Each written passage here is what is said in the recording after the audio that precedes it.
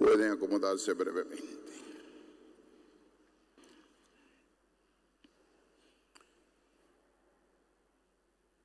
Queridos hermanos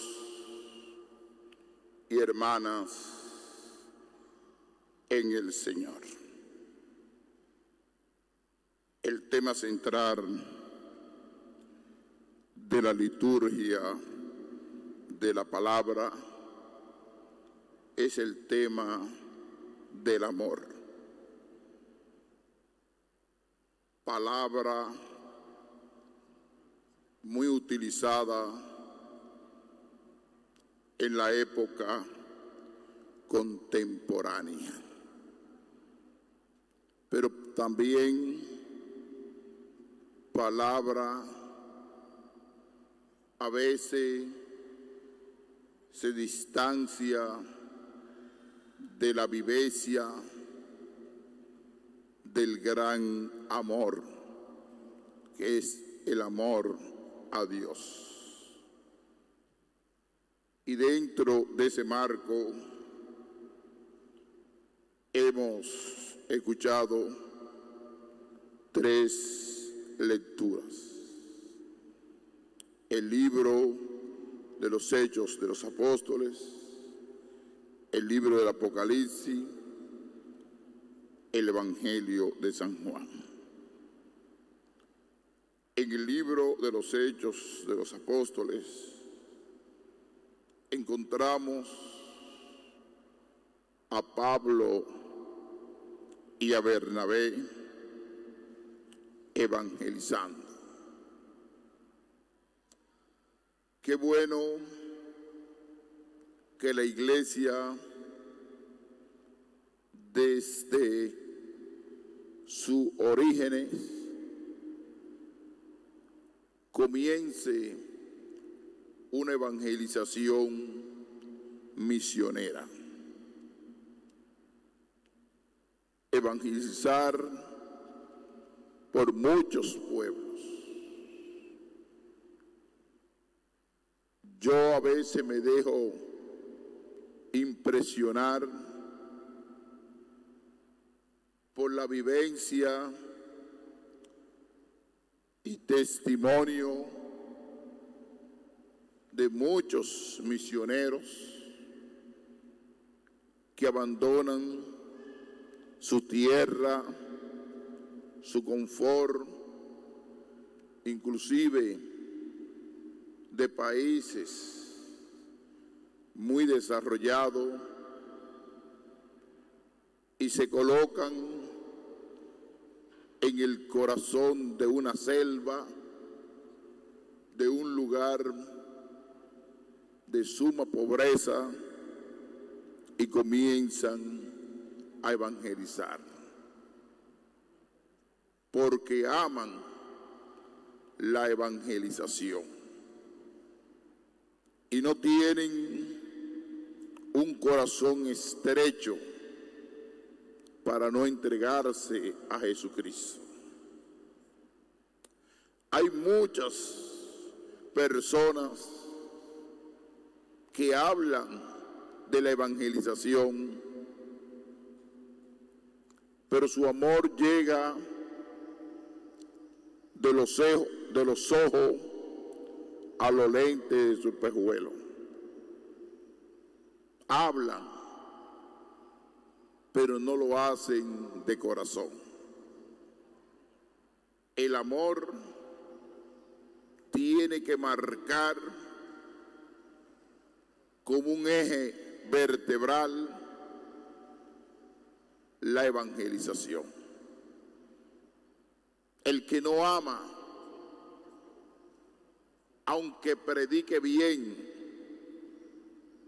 aunque su palabra resuene, pero donde no hay amor, donde no hay entrega, donde no hay entusiasmo, caemos en lo que se llama un hábito de consumo que se llama hablar. y la evangelización no tiene fachada. Este es el primer dato. Y con la fuerza de ese anuncio que se produjo en la iglesia primitiva, con la fuerza de ir a los pueblos, se comienza lo que se llama una iglesia eclesial. Porque a ustedes yo le he manifestado una diferencia entre una iglesia eclesial y una, entre comillas, una iglesia ideológica, que no existe dentro de la idea de Jesucristo. Porque la iglesia no es ideológica, la iglesia es eclesial. Aunque existan muchos carismas, estilo de vivir el evangelio, pero es una iglesia eclesial, una iglesia de comunión, una iglesia de unidad. Jesucristo pensó dos cosas: el amor y la unidad entre nosotros. ¿Qué es lo que va a fortalecer lo que se llama la iglesia eclesial? Hay muchos que se han montado en esa iglesia ideológica. La iglesia que yo tengo un concepto o un modelo de iglesia a mi estilo, y tengo como fachada para desarrollar ese estilo en la iglesia católica, y voy formando a los seguidores en una línea ideológica y no en una línea eclesial. Y yo pienso que la gran riqueza de este tiempo del Papa León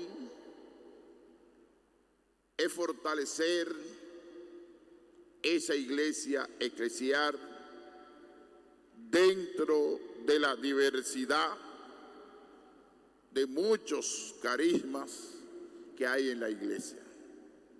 Una iglesia eclesial. Y lo comienza en ese segundo momento lo que dice hoy el libro de los Hechos de los Apóstoles. En cada iglesia designaban presbíteros, oraban, ayunaban, los encomendaban al Señor en quien habían creído. Si dejaran presbítero en cada comunidad. ¿Quiénes lo dejaban? Los apóstoles, a través de Pedro. Pablo le obedecía a Pedro, y Pablo comenzó esa gran evangelización, pero tenía un cabeza que era Pedro, y que no era una fachada ideológica, sino una realidad eclesial. Y fue a muchos pueblos y dejaba presbíteros en cada iglesia. dice al final, al llegar, reunieron a la iglesia y les contaron lo que Dios había hecho por medio de ellos y cómo habían abierto a los gentiles la puerta de la fe. El tercer elemento de esa fortaleza, de esa iglesia eclesial, lo dice al final. Al llegar, reunieron a la iglesia. Ahí estaba Pedro, estaban los apóstoles, estaba Pablo, estaba Bernabé, para escuchar la experiencia evangelizadora que ellos habían realizado.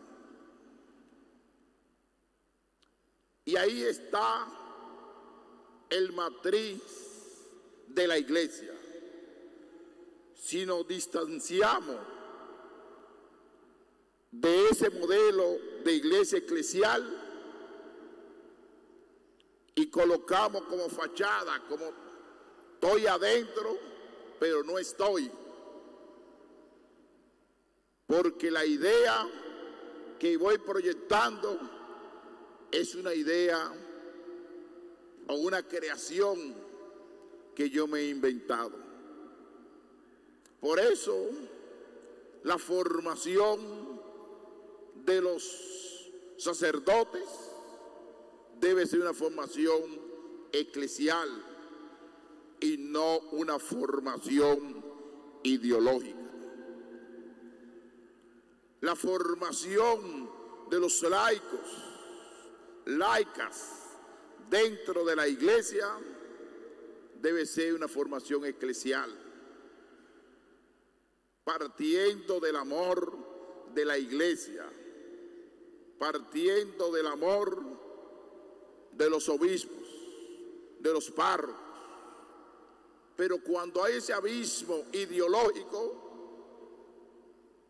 se van haciendo pandilla, se van haciendo banda en nombre de la iglesia y comienzan a tener lo que se llama una apología y comienzan a inventar esa palabra apología, defensores de la iglesia con un lenguaje paralelo a la iglesia eclesial. Y eso produce mucho daño dentro de la iglesia. La iglesia es una iglesia eclesial, una iglesia que tiene cabeza, es como un cuerpo, que todo el mundo tiene diversidad de pensamiento, pero tiene un cabeza, un magisterio, unas directrices, una dirección. Pero si hay un grupo que quiere colocar, teniendo como fachada a la iglesia su dirección, su criterio, sus ideas, nos estamos distanciando de la iglesia eclesial. Porque hay una palabra que en esta iglesia contemporánea, quizá duro lo que le voy a decir, muchos sectores de la iglesia no son obedientes,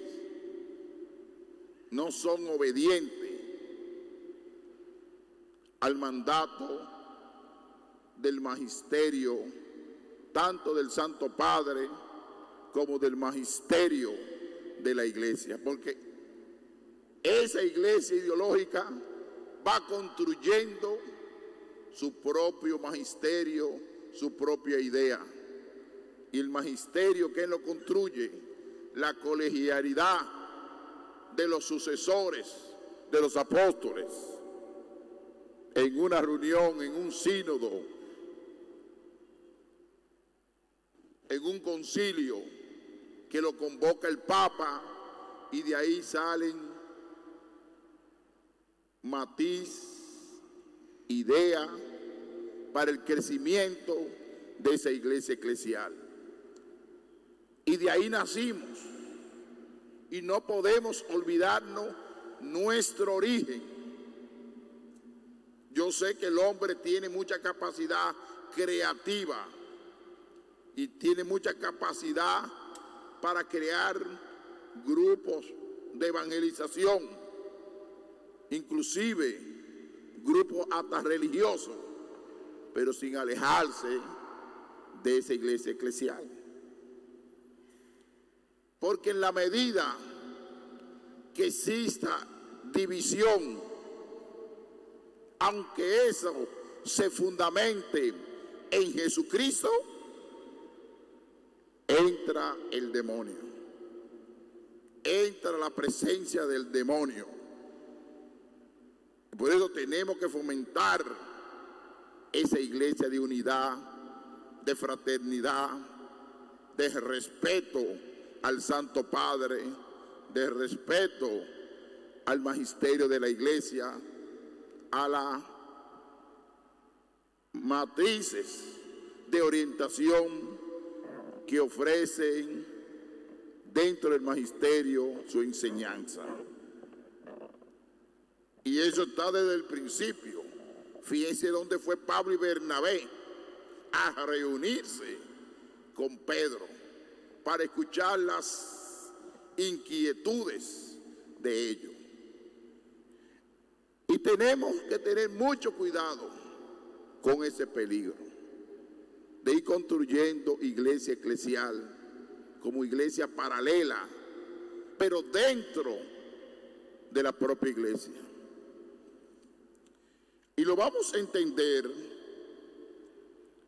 en el Evangelio de San Juan.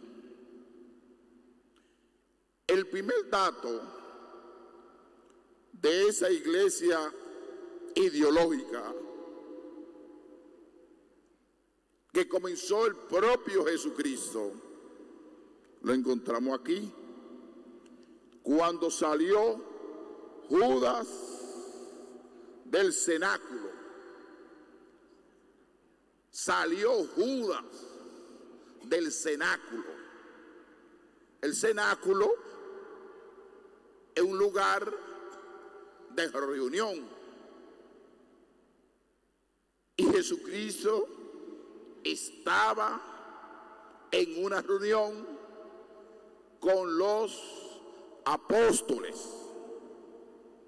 Y ahí brotó esa idea de Judas, que era desde dentro, pero le brotó la traición. Hay muchas maneras de traicionar a la iglesia. Cuando nosotros vamos produciendo cisma, vamos produciendo divisiones, y a veces las orientaciones del magisterio, de lo que diga la iglesia, no lo queremos cumplir, porque queremos saber más que la iglesia eclesial. Hay gente dentro de la iglesia que quieren saber más que la iglesia eclesial. Cuando yo hablo de iglesia eclesial, estoy hablando del Papa, los obispos, del colegio, de la estructura eclesiástica de la iglesia, la jerarquía. Y muchos quieren hacer su jerarquía, su estructura, pero teniendo como fachada, buscando protección a la iglesia católica. Y eso no se puede. ¿Somos o no somos?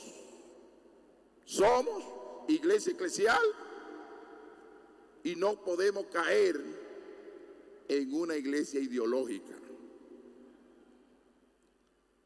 Y eso lo hemos sufrido mucho desde Martín Lutero, que convirtió la iglesia en una ideología y se empantalonaron y se fueron y formaron su propia iglesia. En Inglaterra se fueron por otro lado, por capricho y por ideología. Pero fíjense bien lo que dijo Jesús: ahora es glorificado el Hijo del Hombre, con una entrega de un traidor, de un mal que puede representar Judas, que puede presentar la cruz, el sufrimiento del mundo. Es glorificado el Señor. Ustedes saben que nosotros tenemos 3 procesos en la iglesia. La iglesia que peregrina, como el Papa fallecido, Papa Francisco decía, peregrino de la esperanza. Nosotros somos peregrinos de la esperanza. Y entender la palabra esperanza, entender el amor, entender la fraternidad entre nosotros.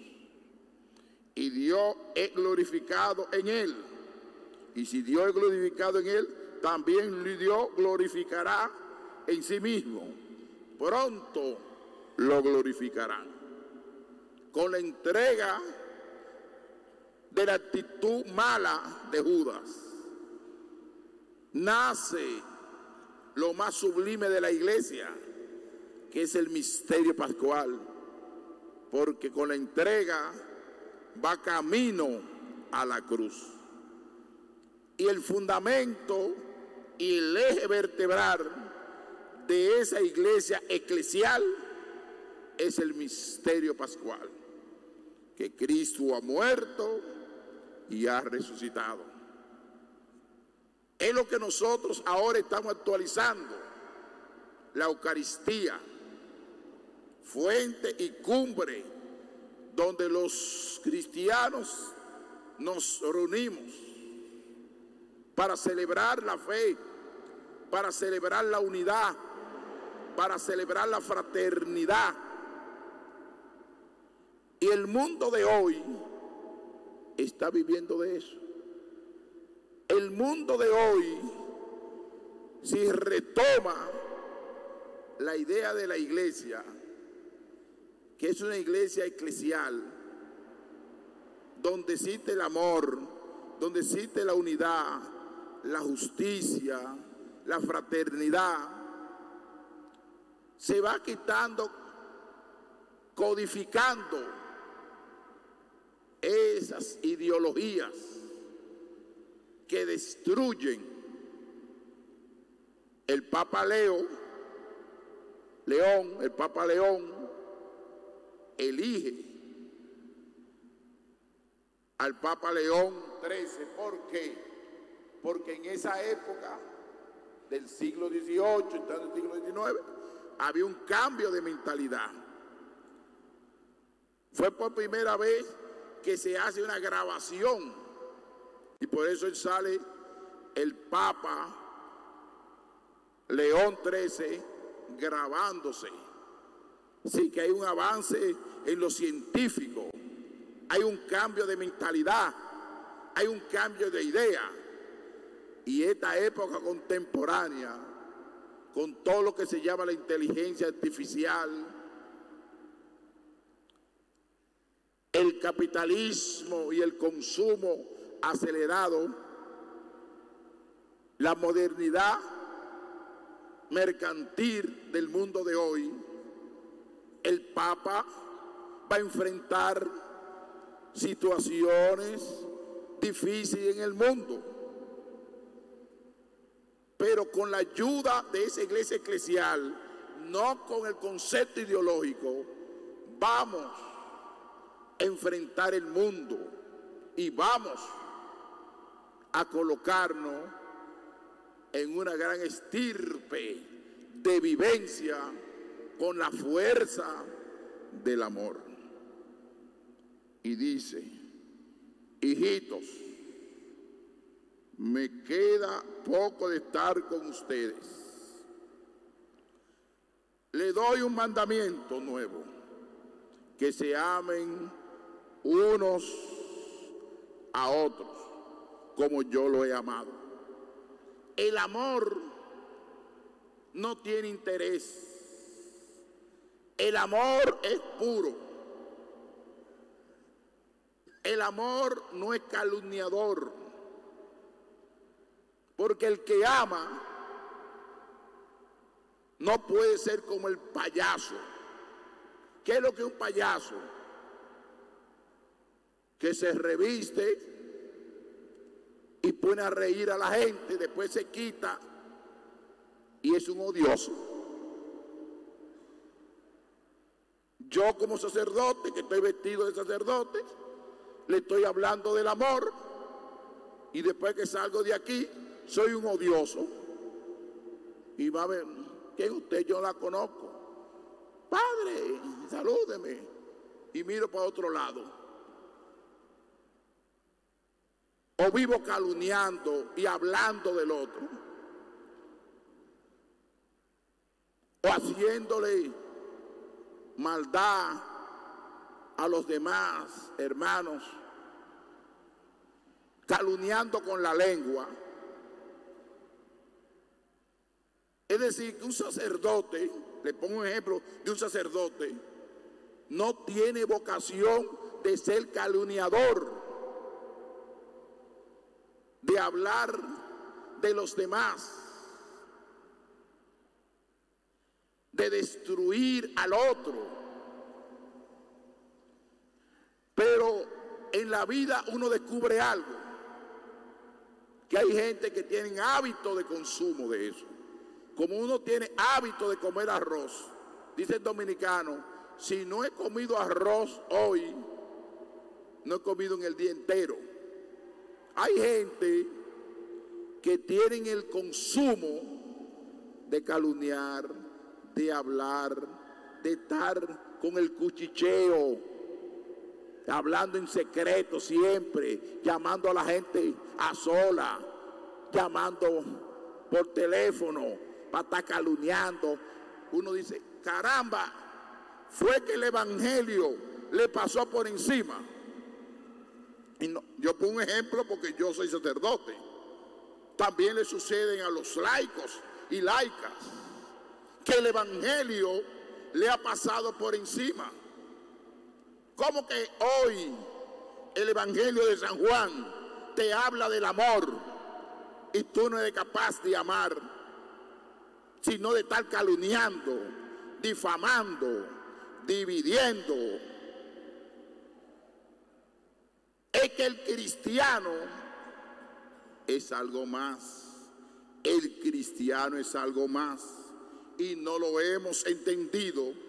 Y tampoco hemos entendido el cristianismo, que Cristo murió en la cruz. Mire, que quiere prestigio, el que quiere hacer carrera dentro de una iglesia eclesial, si es eclesial, no tiene sentido de estar en la iglesia, que busque otro sitio. Y si ha llegado a ser grande en la iglesia, es un frustrado,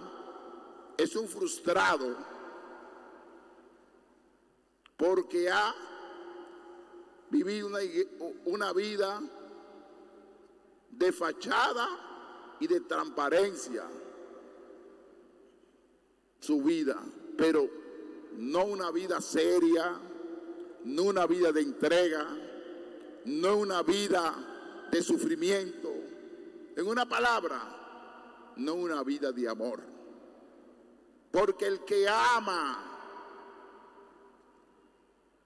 se coloca entre los dientes y la lengua un grillito para controlarla, para que no sea tan hablanchino y tan mentiroso y tan chismosero. El que ama no es capaz de estar viciando al otro. El que ama no es capaz de destruir una comunidad con el vicio. El que ama no es capaz de robar. Como yo tenía una vez una sacristana, y la sacristana como que tenía la mano muy ligera, y yo le dije a ella: mira, tú le puedes robar la colecta a la iglesia, tú le puedes robar lo que sea, pero tú te puedes hacer millonario, pero eso se va a convertir en sal y agua. En sal y agua. Y te perdono todo lo que tú has hecho, pero en ahora en adelante te doy la oportunidad para que comience una vida de amor, amando, respetando con tu responsabilidad lo que tú estás haciendo y tu trabajo. Porque el que roba, y más al país, a la iglesia, a las instituciones, ese dinero, aunque él se lo crea o ella se lo crea, no sirve para nada. Se destruye. Porque le está robando ¿quién? A la iglesia. Y así es la familia también. Cuando los hermanos no se aman entre ellos, que pelean por tierra, por herencia, el Señor destruye todo eso. Y todo ese dinero no sirve para nada. El que es capaz de amar una porción de tierra y colocar en segundo plano al ser humano, el que se dedica a un negocio, a una empresa, y no es capaz de amar a los empleados, de ser amable con ellos, de abrazarlo y decirle que esa gente son seres humanos, que no lo traten como esclavo o como servidumbre. El Señor te llama a amar. El Señor te llama a amar. Aquel que trata a su esposa como si fuera una esclava, que hay que ponerle la comida en la mesa, que hay que lavarle los pies, sino que el esposo se pone bravo en lugar de ayudarse el uno con el otro, decirle: vieja, ¿en qué te ayudo? Poner la mesa. Pero hay hombres que llegan a la casa y hay que hacerle quitarle los zapatos, quitarle la media, peinarlo, como que si la mujer fuera una servidumbre. No, hombre, eso no es amor. Eso no es amor. Eso se llama masoquismo. Masoquismo. Yo le digo a esos hombres así: mira, ahora existen robots, mujeres que son robots, y te pueden hacer todo eso. Para que no utilice ese ser humano tan digno y tan querido como una mujer. Por eso hoy quiero recordar en este mes a todas las madres. Hemos comenzado este domingo a orar en el mes de mayo por todas las madres, para que uno la ame, la aprecie, la quiera, a todas las madres. En este mes dedicado a la Virgen María, amar sin condición, no poner a sufrir a tu mamá. Es el ser más grande que tenemos. Y lo voy a repetir durante este mes hasta el final. Amen a sus madres. Ellas te dieron a ti el don de la vida. Que así sea.